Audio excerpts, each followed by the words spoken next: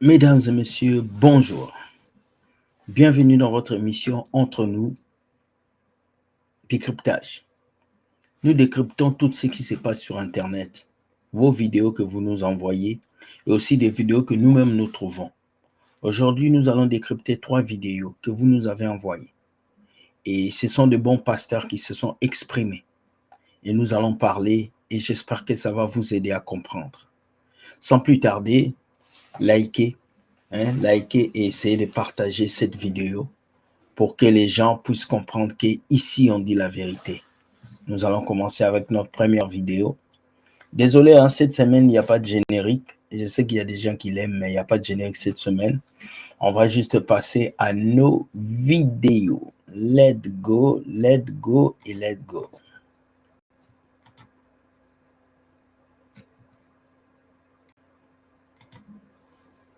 Nous avons un problème aujourd'hui dans l'Église au Congo et en Afrique de manière générale. C'est que nous avons tourné l'Évangile vers un autre objectif qui n'était pas celui pour lequel il nous a été donné. L'Évangile nous a été donné pour voir la gloire de Dieu sur la face de Christ et pour suivre cette gloire-là en jouissant d'elle, en se réjouissant de cette gloire-là.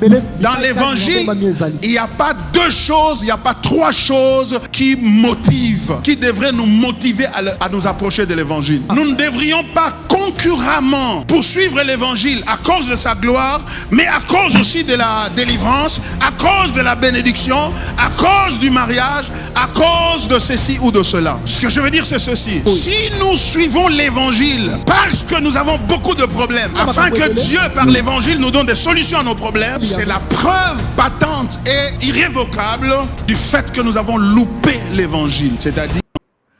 Très fort. L'objectif de l'Évangile de Dieu, c'est pas de régler d'abord vos problèmes. Non. C'est pas de faire de vous des milliardaires. Non. C'est pas que vous puissiez construire des villas. Non. L'objectif premier de l'Évangile, c'est de libérer vos âmes. C'est de vous enlever de la loi du péché et de vous donner la liberté. Il a bien dit, j'aime beaucoup ce que ce pasteur a dit. Aujourd'hui, beaucoup d'entre vous, vous êtes passés à côté de ce que l'Évangile doit être. L'Évangile ne doit pas être « je veux me marier, je veux une voiture ». Parce qu'avant que Christ arrive, ces choses existaient déjà. Et cet homme dit des vérités. On va continuer. C'est-à-dire que nous sommes encore voilés. Il y a quelque chose qui ne va pas. Ça veut dire qu'on nous a trompés en nous présentant un évangile qui n'en est pas un, qui ne l'est pas réellement. Car si ce qui me motive à venir à l'évangile, c'est le combat que j'ai dans ma famille, c'est des difficultés que nous avons dans la famille. Si c'est cela qui me motive à venir à l'évangile, au point que je ne fais que des prières de combat, des prières d'attaque contre le diable, etc. Et je ne fréquente qu'une église qui ne parle que du combat du mois de janvier au mois de décembre. Cette fascination, cet attachement au combat, quoique paraissant spirituel, parce que dans le combat tu veux te débarrasser du diable, mais c'est l'action la plus charnelle qui soit. Parce que vouloir se séparer de Satan n'a rien de chrétien. Vouloir se séparer des démons et de la sorcellerie des familles, ça n'a rien de chrétien. Même les païens, les musulmans, les Kimbangis, les Indiens veulent la même chose. Ça veut dire que pour poursuivre l'évangile dans le but du combat, vous n'avez pas besoin de naître de nouveau. Vous comprenez? C'est-à-dire du coup, la quête, ce qu'on cherche dans le combat, c'est une meilleure version de soi-même. Et ça, c'est différent de l'évangile. Dans l'évangile, si vous voyez quelqu'un suivre l'évangile, c'est parce qu'il a découvert dans l'évangile la gloire de Dieu. C'est fort. Nous découvrons la gloire de Dieu dans l'évangile. Nous n'allons pas dans l'évangile pour avoir une voiture, une maison. Et il a bien expliqué. Si ton but d'être dans l'évangile, c'est de te séparer de Satan, tu as menti. Parce que la Bible dit, votre ennemi, le diable, tourne autour de vous en cherchant qui dévorer. En fait, le diable est toujours avec nous. Le problème est qu'il n'a pas le pouvoir de nous toucher. Parce que nous avons la gloire de Dieu. Voilà pourquoi le jour où vous ouvrez la porte, il vous touche. Donc, beaucoup de gens pensent qu'ils vont quitter le diable en priant tous les jours de prière de combat. Non, le diable sera toujours autour de vous, mais c'est à vous de bien vous comporter pour ne pas tomber dans la tentation. Il a tout dit. Il a dit des choses vraies et certaines. Vraiment, c'est un bon pasteur. Pasteur Mbala, soyez bénis là où vous êtes. Vous expliquez l'évangile comme il faut. Vous êtes authentique et j'aime des pasteurs comme vous. Vous n'êtes pas venu condamner le combat spirituel, mais vous êtes venu dire aux enfants de Dieu l'objectif de l'évangile et que vous vivez dans la vérité en craignant la parole de Dieu. En tout cas, j'adhère à ces propos et je suis vraiment touché. Ceux qui ne sont pas d'accord, comme d'habitude, vous pouvez toujours commenter. On passe à la deuxième vidéo, exceptionnelle. J'ai aimé la vidéo là, exceptionnelle. Deuxième vidéo. Un chrétien digne de ce nom ne peut pas prier dans une église qui a une spécialité d'un bénéfice donné de la rédemption. C'est-à-dire, nous, c'est le centre miracle. Nous, c'est le centre de la sanctification. Nous, c'est le centre de la délivrance. Nous, c'est le combat. Nous, c'est la prospérité. Nous, c'est la destinée. Non, n'allez pas vers une église qui fait ça. Pourquoi? Parce que... Est-ce que vous avez compris? Aujourd'hui, on a des églises qui sont spécialisées pour des domaines précis. Nous, ici, nous sommes spécialistes des combats spirituels. Nous, ici, nous sommes spécialistes des prospérités. La maison de Dieu, comme vous l'appelez, ne doit pas être spécialiste d'une chose. La seule chose à laquelle la maison de Dieu doit être spécialiste, c'est la repentance, amener les gens à comprendre Jésus. C'est tout. Mais regardez vos églises, c'est devenu des spécialistes en délivrance, spécialistes en sorcellerie, spécialistes en prospérité. J'ai même vu des pasteurs qui ont dit, moi je suis spécialiste en mariage. Est-ce que Dieu vous a appelé pour être des spécialistes en mariage? Triste réalité. C'est ce que ces pasteurs expliquent. Tout ce qu'ils peuvent te donner, c'est ce qu'ils sont en train de te présenter. Et ce qu'ils te présentent est différent de l'évangile. Parce que l'évangile n'est pas venu te délivrer. Écoute bien. L'évangile n'est pas venu te délivrer. Écoute bien, écoute bien. Parce que je sais que beaucoup d'entre vous ont dit, mais qu'est-ce qu'il dit? Écoutez bien, écoutez. Oh, ça peut déranger. L'évangile ne vient pas te délivrer. L'évangile ne vient pas te bénir. L'évangile ne vient pas te sanctifier. L'évangile vient te rendre semblable à Jésus. Amen. Voyez, hein? Tu deviens comme Jésus. Amen. Et quand tu deviens comme Jésus, tu es sanctifié, tu es délivré, tu es béni, tu es libéré. Amen. L'évangile ne vient pas seulement te délivrer, l'évangile vient te rendre semblable à Jésus. Quand tu deviens semblable à Christ, tu es délivré, tu es sanctifié, tu es purifié et tu deviens une nouvelle créature. C'est ça. À tous ceux qui l'ont reçu, à ceux qui croient en son nom, il les a donné le pouvoir de devenir enfants de Dieu. C'est ça le message. Mais vous, aujourd'hui, vous allez à l'église que pour vous faire délivrer, pas pour ressembler à Christ. Vous allez à l'église que pour avoir un mariage, pas pour ressembler à Christ. Voilà pourquoi vous priez des années, mais vos vies ne changent pas. Parce que vous ne permettez pas à Jésus d'être en vous. Vous ne permettez pas à vos corps de ressembler à Christ. Vous devez arriver à la ressemblance de Christ. C'est ça le but de l'évangile. Ce n'est pas que tu puisses avoir une maison. Ce n'est pas que tu sois délivré de cette maladie. Oui, tu seras délivré. Mais d'abord, tu dois ressembler à Christ. Fantastique. Oh, j'aime la rationalité de ce pasteur. Waouh. Toutes ces choses, car ces choses-là sont attachées à Jésus. Amen. Alors, il est aussi important parce que nous vous formons comme des disciples du Seigneur. Donc, l'évangile te promet la ressemblance à Jésus.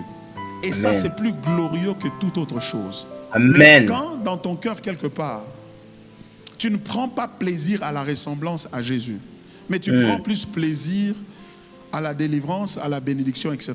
Yes. Tu es en train de passer à côté de l'évangile. Amen, tu es en train, en fait, de mépriser l'évangile. C'est pourquoi on court vers les réunions là, on a mis la banderole là-bas, il y aura des miracles. Je dois aller. On reprend ce côté-là, j'aime. Mais quand dans ton cœur quelque part, tu ne prends pas plaisir à la ressemblance à Jésus, mais tu prends plus plaisir à la délivrance, à la bénédiction, etc. Tu es en train de passer à côté de l'évangile. En fait, tu es en train en fait de mépriser l'évangile. C'est comme tu prends ta voiture, tu dois aller au boulot. Mais au lieu d'aller au boulot, toi, tu commences à regarder les gens qui ne travaillent pas, qui sont assis dans la rue. Tu commences à les contempler. Non. C'est ça ce que vous faites. Au lieu de chercher Jésus, vous ne cherchez plus Jésus. Vous cherchez le mariage à travers Jésus. Vous cherchez la guérison à travers Jésus. Cherchez d'abord Jésus. Cherchez d'abord l'objectif, parce que Christ a dit, cherchez premièrement le royaume des cieux. Le royaume des cieux, c'est Christ. Cherchez-le d'abord. Lorsque vous avez Christ, vous aurez tout. C'est un pack, c'est un package, c'est un tout inclus. Jésus, c'est le tout inclus de ta vie. C'est lui que tu dois chercher d'abord. Lui d'abord. Mais vous, aujourd'hui, dans vos églises, on vous présente d'abord le mariage. On vous présente d'abord l'élévation. On vous présente d'abord le succès avant de vous présenter Jésus. On vous a vendu un évangile marketeur et menteur. C'est triste pour vous. Comprenez le message. C'est pourquoi on court vers les réunions là. On a dit, on a mis la banderole là-bas, il y aura des miracles. Je dois aller. Ça montre que, en fait, tu es un égoïste qui est centré sur soi-même et qui a pour but améliorer sa vie. Il n'y a rien à améliorer en toi. L'évangile ne vient pas t'améliorer. L'évangile vient te tuer et te faire ressusciter avec Christ. Nous sommes morts avec lui, nous sommes ressuscités avec lui. L'évangile nous donne la vie, une vie nouvelle. Ce genre de pasteur n'existe plus dans vos églises. L'évangile vient te tuer et te ressusciter en Christ. My God. Regarde, ça c'est des prédications qu'on devait écouter depuis des années. C'est un vrai évangile, pur. Il a centré le message sur Christ. Waouh, je suis béni, mes amis. Ce pasteur m'a béni. On va aller écouter un autre pasteur, parce que je vous dis qu'il y a encore de vrais serviteurs qui prêchent la parole de Dieu ici. Celui qu'on va écouter, on va l'écouter. Le pouvoir de finir le problème n'est pas dehors. Hey. Ce n'est pas avec le Seigneur qui est dehors quelque part. Hey. C'est avec le Seigneur qui est dans notre cœur. Maintenant, si tu commences à dire, Seigneur, descends. Saint-Esprit, viens. Hey. Jésus vient agir. Tu es dans la perversité. Et tu deviens incrédule par rapport aux choses que la graine de Sénévé a produites. Il n'y a aucune situation qui peut t'arriver qui soit impossible à y sortir. Nous sommes très nombreux à chercher l'aide dehors. Là. La plupart d'entre nous ici, leur Saint-Esprit part, il rentre tout le temps. Tu ne peux pas être chrétien si le Saint-Esprit n'habite pas en toi. La solution ne se trouve pas à l'extérieur de toi. La solution se trouve à l'intérieur de toi. C'est Jésus. Pour vous, le Saint-Esprit vous quitte. Il revient, il quitte, il revient. C'est impossible. Un vrai enfant de Dieu ne trouve pas sa solution chez les hommes. Un vrai enfant de Dieu trouve sa solution en Christ. Parce que Dieu a dit, maudit soit l'homme qui se confie dans l'homme et qui met sa confiance dans l'homme. C'est ce que ce pasteur dit.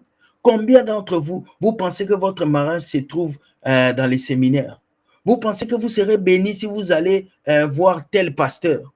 Mais le Christ qui est en vous est plus fort que ce pasteur. C'est fort. Le Saint-Esprit a déjà trouvé un endroit où habiter, c'est en toi. Dieu a déjà trouvé un endroit où habiter, c'est en toi. Jésus-Christ a déjà trouvé un endroit où habiter, c'est en toi. On ne l'appelle plus. Tout Dieu qu'on appelle du dehors est faible et il n'est pas chrétien. My God, my God, my God, my God. Tout Dieu qu'on appelle dehors est faible et il n'est pas chrétien. Tu ne peux pas accepter Christ et puis tu viens, tu dis, Dieu, tu es où? Mais il est déjà en toi. Au nom de Jésus, il siège déjà en toi. Ça, c'est de l'ignorance. Pensez toujours que ta solution se trouve ailleurs. Ta solution est en toi. Ta solution, c'est Jésus. Maintenant, c'est à toi de t'élever, de décider d'être une personne excellente en fait d'accomplir des grandes choses. Waouh! Les amis, si vous n'êtes pas bénis par cette vidéo, moi, je suis béni. Ces deux pasteurs m'ont béni et j'ai compris que l'évangile de Dieu vient d'abord toucher nos cœurs. Pas nos porte-monnaies, pas nos mariages, pas nos voitures, nos cœurs d'abord. Vous passez votre vie à aller voir des prophètes, à faire des consultations prophétiques. Mais d'abord, c'est en vous. Christ est en vous. La solution est déjà en toi. C'est à toi de te concentrer, de vivre une vie de sanctification pour que Christ qui est en toi puisse se déployer puissamment dans ta vie. Il y a des personnes qui ne vont pas à l'église, mais ils voient la gloire de Dieu dans leur vie. Il y a des personnes qui ne voient pas les pasteurs pour qu'ils prient pour eux, mais ils sont changés. Vous allez dire quoi des églises où il y a 4000 membres? Vous pensez que tous ces fidèles-là vont voir le pasteur? Jamais. Il y a des gens qui prient chez eux à la maison et Dieu les bénit.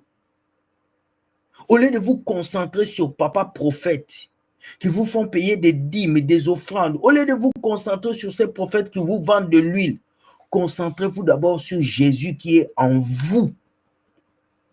En vous. Et vous allez avoir la solution. Chers amis, c'est ici que ma vidéo est finie. Dites-moi ce que vous pensez par commentaire. J'aurai vraiment le courage de vous répondre. Et ceux qui ne sont pas d'accord comme d'habitude, dites-nous aussi ça. Nous allons vous répondre. Soyez bénis. Je félicite ces deux pasteurs, le pasteur Mbala et le pasteur Mpongo. Le pasteur Mpongo qui m'a appelé même. Je vous félicite. Restez tel que vous êtes. Vous êtes des humains. Vous pouvez avoir des imperfections. Mais côté message, vous êtes extraordinaire. Soyez bénis. Je vous aime. Dieu gagne toujours. À ce soir pour le live de ce soir qui a pour titre La solution en vous. Allez, soyez bénis. Ciao. Like et partage et abonne-toi si tu n'es pas abonné. Sache que Dieu gagne toujours. Je vous laisse avec la grâce de Dieu et on se voit le soir. Bye bye et ciao.